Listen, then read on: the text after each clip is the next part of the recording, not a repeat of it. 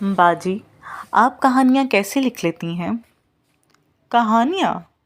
बस अल्लाह तौफीक देता है तो लिख लेती हूँ, वरना हम क्या, हमारा कलम क्या और हमारे ख़यालात क्या। मैंने मुस्कुराते हुए कहा, वमा तौफीकी इल्ला बिल्ला। हाँ, आप सच कहती हैं। ये सब अल्लाह ही के एहसानात हैं जो वो अपने बंदों पर हमा वक्त करता रहता है। उसने एक जज्बे से कहा और सर झुका लिया। मैंने उसकी दिली कैफियत भांपते हुए उससे पूछा, क्या कोई ख़ास बात याद आ गई है ज़ोया? आपने कैसे जान लिया? वो हैरत से मुझे देखने लगी। असल में आप जो कलम चलाने वाले हैं ना, दिल की बातों का भी पता लगा लेते हैं शायद। भाई, दिल की बातों की तो खैर जाने दो। फिलहाल तो मुझे कहानी का कुछ थोड़ा थोड़ा पता चल रहा है ना ये बात? मैंने उसकी खूबसूरत आंखों में झांकते हुए कहा। बात तो सच है, मगर बात है रुसवाई की। जोया ने हंसते हुए फौरन इकरार कर लिया। अच्छा, तो शेरी ज़ौक़ भी है? खूब, बहुत खूब। बाजी, मास्टर्स तो इस्लामियात के मज़मून में किया था, मगर शेर व शायरी से भी पुराना लगाव है, मगर आमियाना शेर कभी नहीं पढ़े।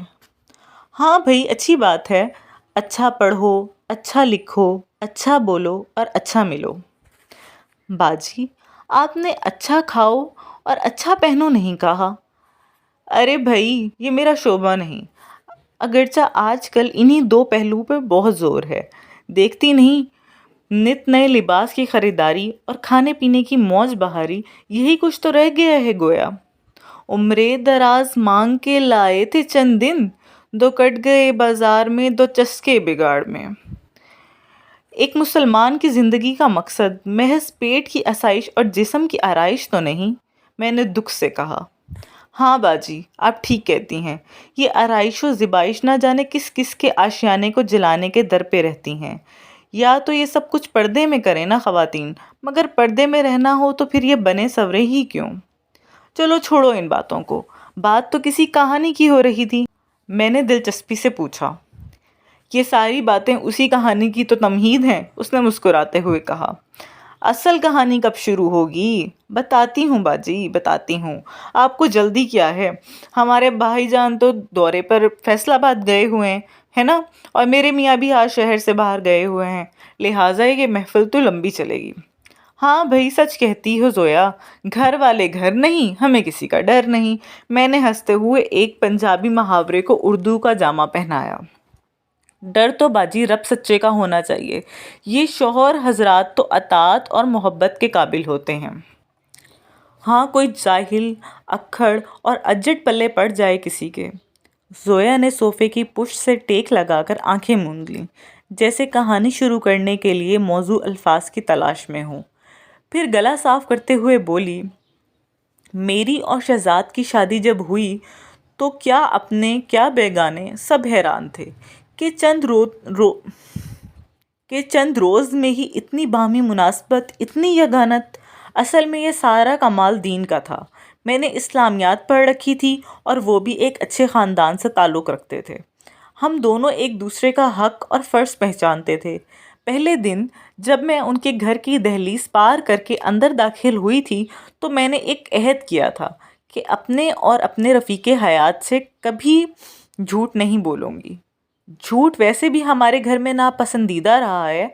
इधर शहजाद साहब भी बड़े आला औसाफ के मालिक थे, नहायत मेहनती, बहुत दयानतदार, मेहमान नवाजी उन पर सवार थी। वजाहत और शराफत का नमूना थे, हर एक के हकूक़ का यकसा ख्याल रखने वाले। यूँ शादी के बाद हमें किसी बात पर कोई गिला शिकवा नहीं रहा। ना माँ बाप की खिदमत में फ़र्क आने देते, ना बीवी के हकूक़ पामाल करते। अपने वालिद साहब का भी हर तरह से ख्याल रखते। मेरा रवैया भी ससुराल वालों से मिसाली ही कह लें। जो भी गाँव से हमारे घर आता, ख्वाह सास, ससुर या नंदे होती या फिर जेठ जिठानी, किसी की भी खातिर तवाज़ुन में फ़र्क ना करती। सब ससुराली अजीज़ मेरी बहुत तारीफ़ करते और शहजाद साहब तो गोया फ़िदा थे। बरमला मेरी तारीफ़ व तौसीफ़ करते, हर काम में मशवरा करते और हर बात दफ्तर की या दोस्तों की मुझे ज़रूर बताते। मुझे अक्सर कहते, ज़ोया तुम तो ज़िया हो, तुम्हारे आने से सब दरो बाम रोशन हो गए हैं मेरे घर के। यूँ ज़िंदगी बड़ी رفتاری سے گزر رہی تھی، وقت گزرنے کا احساس ہی نہ ہوا اور ہم ایک دوسرے کی رفاقت میں کئی برس بیت گئے۔ ہم لوگ 4 پیارے بچوں کے والدین بن گئے۔ شہزاد کی ترقی بھی ساتھ ہوتی رہی اور پھر وہ ڈائریکٹر کے عہدے پر فائز ہو گئے۔ یوں ان کی دفتری مصروفیات میں اضافہ ہوتا گیا۔ ان کا دفتر، کیونکہ مرد اور خواتین ان سے دونوں سے ہی تعلقات رہتے تھے، اس لیے روزانہ مجھے کوئی نہ کوئی بات بتاتے کہ آج فلاں عورت ایسے بیہودہ لباس میں آئی تھی، فلاں مرد نے آ کر اس طرح اپنا کیس پیش کیا۔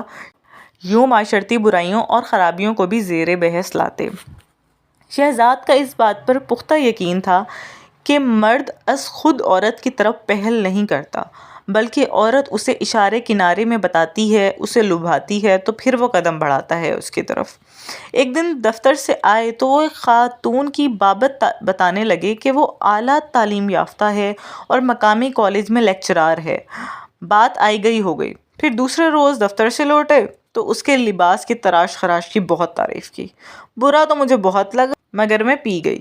پھر یوں ہوا کہ ہر روز دفتر سے واپسی پر اسی کی باتیں ہونے لگی۔ خیر تو ہے شہزاد، کہیں آپ لٹو تو نہیں ہو گئے اس دیدہ زیب لباس والے کی زیب و زینت پر؟ ایک دن میں نے کہہ ہی دیا، ہاں یار اس کی آنکھیں بلا کی ہیں۔ انہوں نے ہنستے ہوئے نہ جانے اعتراف کیا یا مذاق، میں کچھ سمجھ نہ سکی۔ البتہ میری الجھن کچھ اور بڑھ گئی۔ شہزاد کے ساتھ اپنا گزشتہ سفر حیات سوچتی رہی تو یقین نہ آتا کہ کسی اور کی طرف مائل ہو رہے ہیں، اور ان فیشن زدہ بیہودہ اور بے باک عورتوں کا سوچتی تو وہ چڑیلیں سی لگتیں جو شریف مردوں کے سامنے خوشبو میں بسی اپنی مسکراہٹوں اور کہکوں سے ان کے ایمان پر ڈاکے ڈالنے کی تدبیر کرتی رہتی ہیں۔ پھر ایک دن شہزاد نے یہ کہہ کر ایک دھماکہ سے کر دیا، زویا، میں اعتراف کرتا ہوں کہ وہ دن بدن میرے دل میں جگہ بنا رہی ہے۔ میں نے تم سے کبھی جھوٹ نہیں بولا، کوئی بات نہیں چھپائی، یہ بات بھی چھپانا نہیں چاہتا۔ میرا دل ایک لمحے کے لیے بیٹھ سا گیا، مگر میں نے کمال ضبط سے کام لے کر بات ہنسی میں اڑا دی۔ کتنی جگہ لے رہی ہے شہزاد؟ مرلہ، 2 مرلہ، یہ کینال 2 کینال؟ دل مرلوں کنالوں پر میں تقسیم نہیں ہوتا، جو بس ہو گیا سو ہو گیا۔ وہ تولیہ لے کے غسل خانے میں چلے گئے جہاں سے ان کی گنگناہٹ باہر سنائی دے رہی تھی۔ میں تیزی سے بچوں کے کمرے میں چلی گئی۔ وہ بے خبر گہری نیند کے مزے لے رہے تھے۔ میرے چھوٹے سے آشیانے کو کس کی نظر کھا گئی؟ یا حیو یا قیوم، میرے شہزاد کو ان بری عورتوں سے بچا لے۔ میں عصر کی نماز پڑھتے ہوئے اس قادر مطلق کے آگے گڑ گڑائی، رب تعالیٰ کے سپرد اپنا معاملہ کر کے میں کافی آسودہ ہو گئی۔ پھر اس مسئلے کے تمام پہلوؤں پر غور کرنے لگی۔ اچانک ایک خیال نے مجھے بے چین کر دیا۔ رات عشاء پڑھ کے جب میں بستر پہ گئی تو شہزاد جاگ رہے تھے۔ کروٹیں بدلنے سے ان کی بے چینی ظاہر ہو رہی تھی۔ میری موجودگی کو محسوس کیا تو اٹھ کر بیٹھ گئے اور سر ہاتھوں میں تھام لیا۔ شہزاد، نیند نہیں آ رہی تو چائے بنا دوں یا سر میں بادام روغن کی مالش کر دوں؟ انہوں نے حیرت سے میری طرف دیکھا۔ زویا، تم کتنی عظیم ہو! کوئی دوسری عورت ہوتی تو چیخ چیخ کر آسمان سر پر اٹھا لیتی، رو رو کر اپنی ماں کو فون کرتی یا پھر خود ہی بچوں کو لے کے میکے روانہ ہو جاتی، مگر تم نہ صرف صابر و شاکر ہو بلکہ میری خدمت پر اس طرح تیار۔ حیرت ہے۔ حیرت کی کیا بات ہے شہزاد، آپ میرے رفیق حیات ہیں، آپ کی خدمت میرا فرض ہے۔ رہ گئی آپ کی یہ نئی دل لگی تو اس پر میرا دل ٹوٹ تو گیا ہے، بہت بے عزتی کا احساس ہوا ہے مجھے کہ میں اتنے سال آپ کے ساتھ رہ کر بھی ہار گئی ہوں، آپ کے دل سے اتر گئی ہوں، اور وہ سچ سنور کے بن سنور کے آپ کے دفتر میں بیٹھ کر گپ شپ لگاتے لگاتے آپ کے دل میں سما گئی ہے نا یہی بات؟ زویا نے روندے ہوئے گلے کے ساتھ بات مکمل کر لی۔